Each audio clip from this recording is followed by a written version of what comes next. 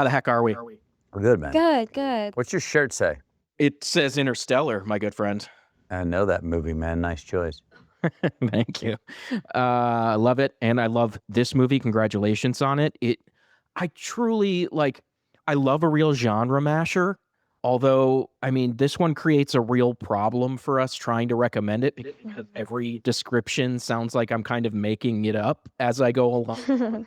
I think the most concise way I put it is that it's like a warm-hearted Oklahoma bluegrass movie about the competitive landscape of beekeeping and honey production, except it changes to a coming-of-age epic and, crime movie. It's very almost always met with like a confused look.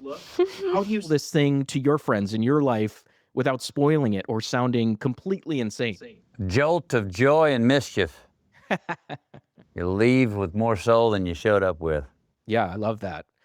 Matthew, I was just reading this. Most actors come up and discover something useful about their character during preparation. You happen to discover your body parts can swell dramatically from bee stings. So Yeah. Luckily, that was a week before we started shooting. Yeah. So how do you mentally go from, oh shit, this isn't good, to fuck it, let's just shoot this thing? Well, part of it's fuck it. The other part of it is let's be smart and schedule that scene for the last scene of the movie. So if McConaughey does get stung, we don't need him on camera anymore. Yeah. And did you? Yes, we did schedule that for the last scene. And I did not get stung. There was a window in there. That was kind of a sneaky thing. Yeah. Just so you know, like we went out and shot an empty version of it for the VFX version we were gonna do. And that was, I kid you not, we did it in about 5 minutes because I was like, okay, all right, let's go. All right, Matthew, drop down. All right, say your line. And then, okay, we got the plate, and then we totally just planned on, you and I talked about it. We knew we were coming back.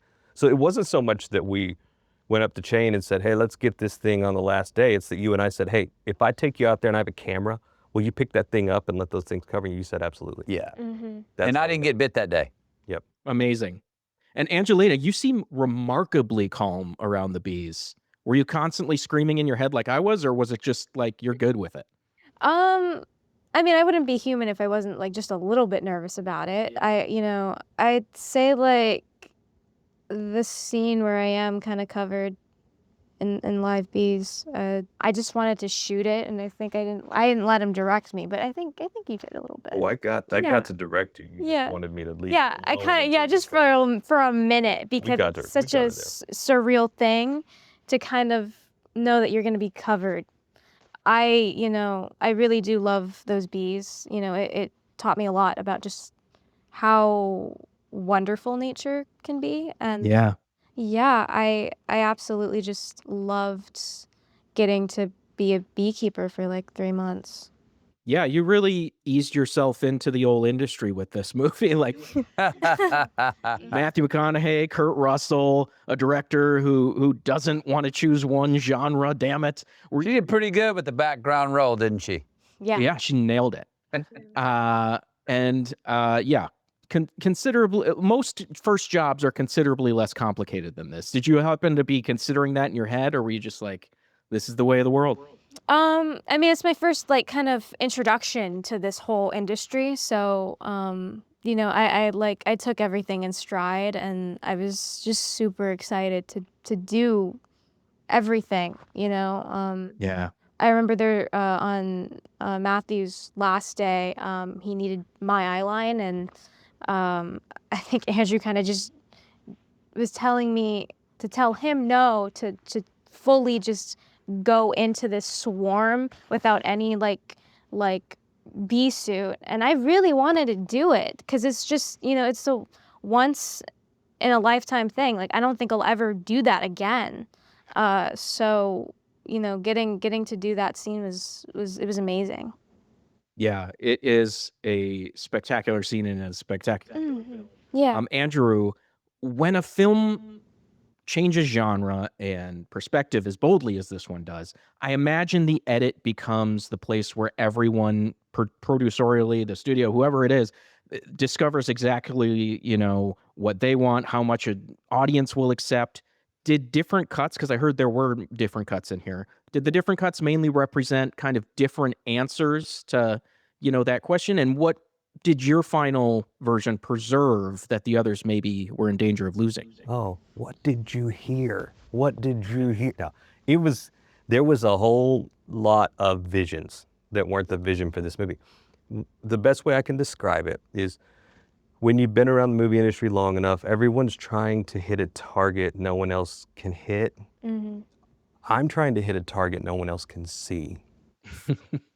And in doing that, you kind of have to keep letting people know, all right, it's out there, we're gonna hit it. There were windows where, for example, I opened up the edit so that I could see what people wanted to change, and it happened. And I walked in one day and they just cut the potluck out.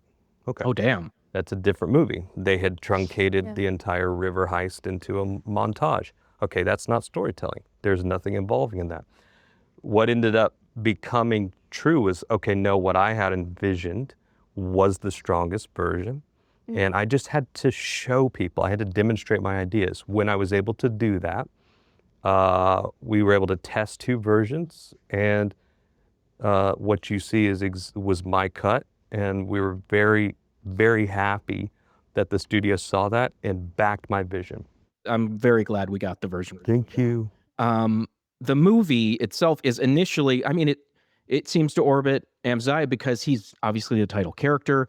Matthew, you have this enormous gravitational pull, so it's hard not to be, fascinated with Amziah, but the movie gradually reveals itself to be Kateri's story, obviously. So how carefully do you all have to engineer that transfer of ownership?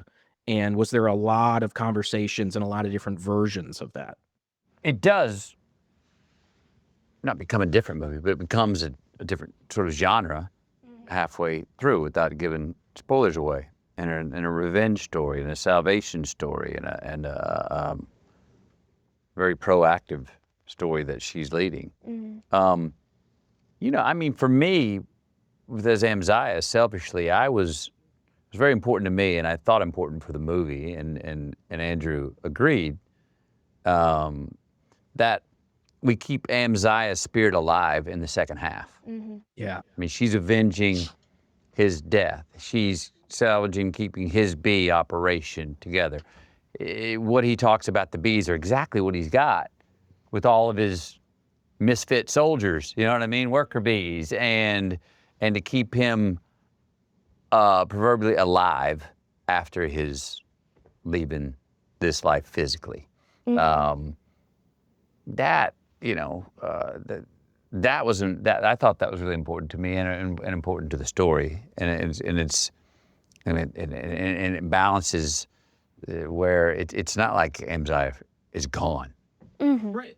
Yeah. actually. I think because you fall in love with her, the viewer does as well.